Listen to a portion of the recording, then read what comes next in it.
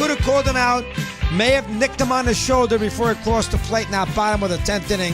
That was the Mario reference. Brian in Jersey, he's aboard. He's on Mad Dog Unleashed. Brian, good afternoon. How are you today, pal? What do you have for me? Hey, Chris. Happy Easter to you. You too, Brian. Nice to see you. Maybe you go a little running on that Lavalette boardwalk with a nice little warm day. You can hear the ocean. Maybe you get a little chance this weekend. All right, we'll see. We'll see. Chris, I got a question for you. If you make a trade or you sign a free agent, you got to imagine that guy that you brought in, if you get to the Super Bowl, the NBA Finals, Stanley Cup, Game 7 of the World Series, that guy has to be a part of your team. You would think so. So explain to me why Ken Giles is back on the Astros this year when you brought him in to be your closer and you benched him for the last 3 games of the World Series, and now he's back with them, and yesterday decides to give up a double, a wild pitch, a hit in the 9th inning. I just don't understand how the Astros could bring him back this year after you don't pitch him the last 3 games of the World Series. I think there's a lot of truth to that. That's a very, very good point.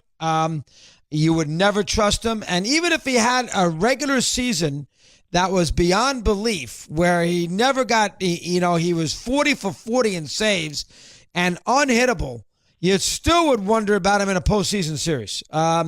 So I agree. There wasn't what closer did you want in the open when you wanted to get Wade Davis? What closer did you want? Chris, I don't even care if they promoted from within. They signed Joe Smith.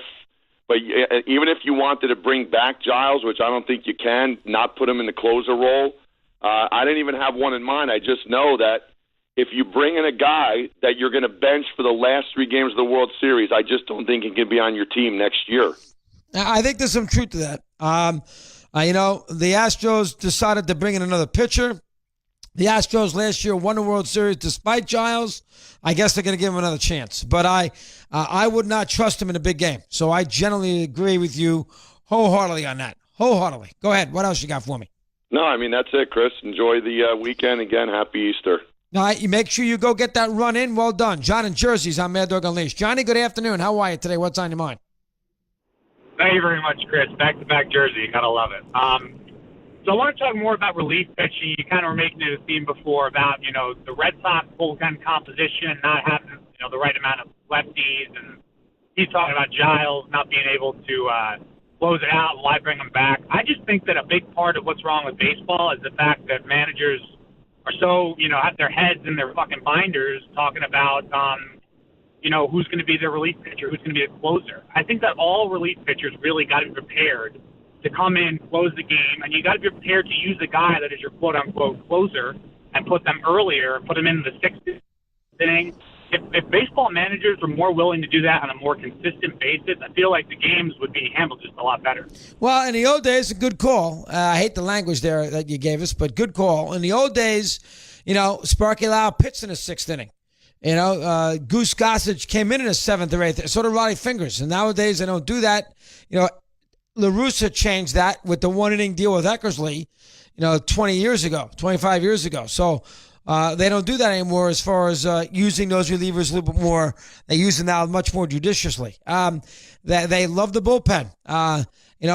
Number one, the bullpen's a little cheaper. You don't have to pay the big closer or the big starting pitcher, the big money.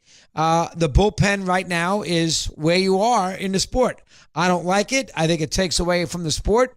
Nothing could be better than Verlander, watching him get through that 7th inning or the 8th inning last year against the Yankees. He did it in games 2 and 6. That was drama. That was fun to watch a guy have all that resources and everything else and that resolve to figure out a way to get those last few outs, especially in game 2.